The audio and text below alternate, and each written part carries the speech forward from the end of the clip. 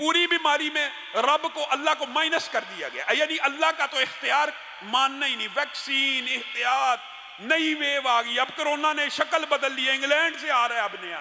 اور میرے بھائیو، یہ بات، یہ سلسلہ اب ختم ہونے والا نہیں ہے، کہ صدیوں سے وائرس انسان کے ساتھ چلے آ رہے ہیں اور صدیوں چلنے ہیں۔ خدا را حکومت کو ہوش کے ناخن لینے چاہیے، بس کر دے۔ اس کو یہ پتہ نہیں ہے، وہ تو صرف چاند دکھاتے تھے، تو نے جو وقف املاک کے اوپر کیا ہے، مذہبی جماعتیں تجھے دن میں تارے دکھا دیں گی۔ معزز سامعین گرامی قدر،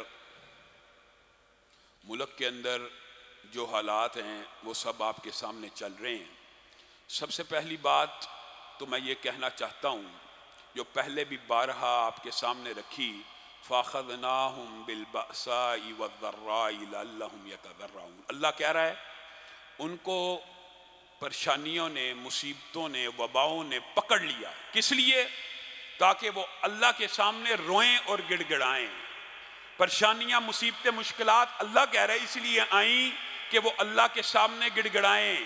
فَلَوْلَا إِذْ جَاءَهُمْ بَأْسُنَا تَضَرَّعُوا، اور کیوں نہیں وہ گڑ گڑائے جب پریشانیاں اور مصیبتیں آ گئیں؟ پہلے اللہ کہہ رہا ہے کہ وہ گڑ گڑائیں، اور پھر کہہ رہا ہے کیوں نہیں گڑ گڑائے۔ ہم نے نہیں گڑ گڑانا، ہم نے اللہ کی بارگاہ میں نہیں آنا، ہم نے کس کے اوپر اعتماد کرنا؟ احتیاط کے اوپر، ماسک کے اوپر، سینیٹائزر کے اوپر۔ اور میرے بھائیو، اللہ کی قسم، تم لاکھ احتیاط کر لو، اگر تمہارے مقدر میں کوئی بیماری لکھی ہے تم نہیں بچ سکتے، اور تم جتنی مرضی بے احتیاطی کر لو، اگر نہیں لکھی تو نہیں آنی۔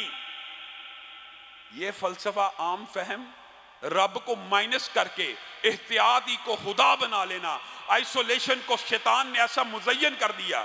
اللہ کا شکر ہے اس لہر میں خوف و ہراس کی فضا کم ہے، اور اللہ کے فضل و کرم سے ہم نے جو پچھلی لہر میں دیکھا تھا کہ میتیں دہلانے کے لیے آتے ہیں، اپنے بچے پاس نہیں تھے لگتے، اس مرتبہ میتیں آ رہی ہیں، لیکن وہ خوف نہیں ہے جس طرح ہمارے نوجوان طالب علم میتوں کو نہلاتے ہیں، ان کے بچے بھی الحمدللہ ساتھ نہلانا شروع ہو گئے ہیں۔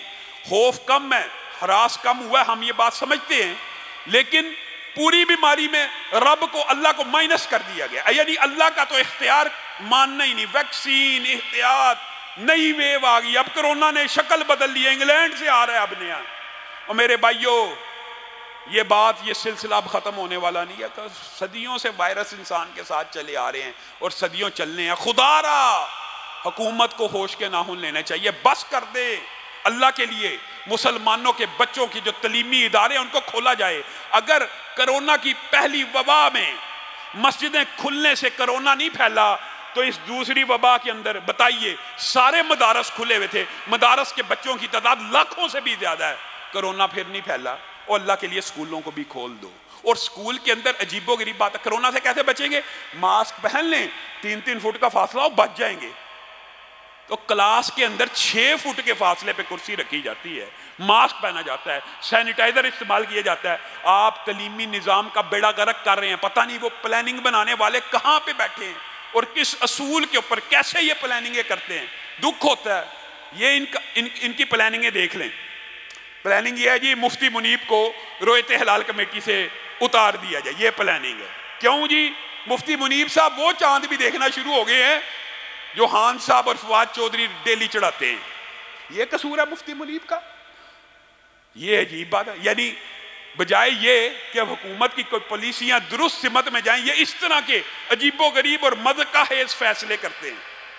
یہ فیصلہ اگرچہ جزوی اختلاف کسی بھی بندے کے ساتھ ہو سکتا ہے، اور کل مفتی منیب صاحب اور پاکستان کی ساری مذہبی جماعتیں اسلام آباد میں اکٹھی ہوئی، آپ کو یہ بات بھی بتا دوں، ہم نے یہاں پہ جس دن وقف املاک بورڈ کا بل پاس ہوا تھا آپ کے سامنے رکھا تھا کہ یہ بل استعمار کی نشانی ہے، یہ بل وقف املاک کے اوپر قبضے کی نشانی ہے اور مدارس دینی اور مساجد کے خلاف ہے۔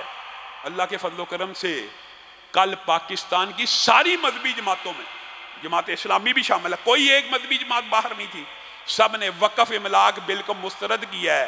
وقف املاک کا کیا مذہب کا حیث بل ہے جی؟ میں اللہ کے لیے ایک زمین وقف کرتا ہوں، حکومت اس کے اوپر قبضہ کر کے بیچ سکتی ہے۔ کیا وقف چیزیں کبھی بکی ہیں؟ کیا وقف املاک کا؟ اچھا، دوسری بات یہ کہ وقف کا پروموٹ کیا جائے، کرنا چاہیے نا کہ ایک بندہ اللہ کے لیے مدرسہ بنانا چاہتا ہے، مسجد بنانا چاہتا ہے، غریبوں کو کھانا کھلانا چاہتا ہے، یا کوئی فلاحی پروجیکٹ لگانا چاہتا ہے، یا ہسپتال ہی بنانا چاہتا ہے، تو اس کی رجسٹریشن آسان ہو۔ ایک بندہ کہتا ہے کہ میں یہاں پہ فری ڈسپینسری بنانا چاہتا ہوں، اللہ کے لیے وقف کرنا چاہتا ہوں، رجسٹریشن آسان کی جائے۔ رجسٹریشن کا پروسیس اتنا لمبا چوڑا اور مشکل کر دیا گیا ہے کہ کوئی بندہ وقف ہی نہ کر سکے۔ یہ اسلام کے اوپر حملے، یہ دینی اقدار کے اوپر حملے۔ وہ فواد چودھری کو پتہ نہیں چاند کے اندر کیا مسئلہ، اب اس نے مفتی منیب، یہ ساری کی ساری ایک چاند کا ایشو دیکھ لیں، یہ ان کے وزیروں کی منٹیلٹی ہے۔ پورا سال علماء دین کے خلاف، مولویوں کے خلاف بولتا رہے گا اور بڑا خوش ہے۔ آج رویت ہلال کمیٹی سے مفتی منیب کو اتار دیا ہے۔